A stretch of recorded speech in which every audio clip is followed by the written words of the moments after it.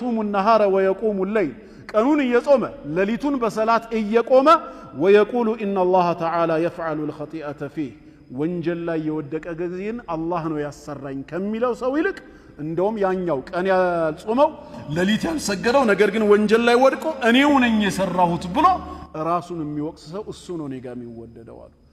ተውበት ለማድረግም ይወፈቀው እሱ ነው እኔ ነኝ እስካለ ድረስ። ያ ግን መቼ ነው ለተውበት በር የሚከፈትለት? ስለዚህ ለሚሰራ ወንጀል ቀዳ ወልቀድርን ማሳበብ አይቻልም። መርሐባ። እንግዲህ ይሄ የመጀመሪያው ጥያቄ በ10 መንገድ የተመለሰው ነው።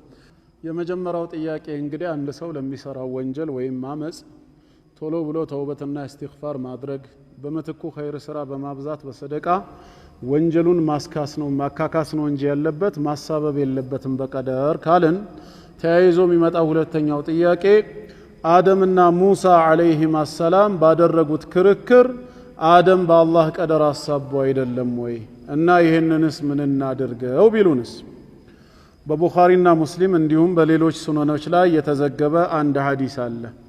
عن أبي هريرة رضي الله عنه قال قال رسول الله صلى الله عليه وآله وسلم احتج آدم وموسى آدمنا موسى تغناينتو بعالم الأرواح مالتنا تكراكروا فقال موسى عليه السلام منالو يا آدم هوي أنت أبونا أنت ولا جاباتاتنا خيبتنا أواردكن وأخرجتنا من الجنة كجنة ما صوتاهن يعني بسبب أكلك من الشجرة كتكلك الكوزاف بمبلات مكنيات عندما لماذا أخرجتنا ونفسك من الجنة راسهن من يانم كجنة لمن دنو يوتاهن بلو وكسوا فقال له آدم أباتاتنا آدم عليه السلام منالو أنت موسى أنتنا استفاك الله بكلامه الله أنتن قطتا ملكوتاوي قالون بما السمات بما الناقر مرطوهال وخط لك التوراة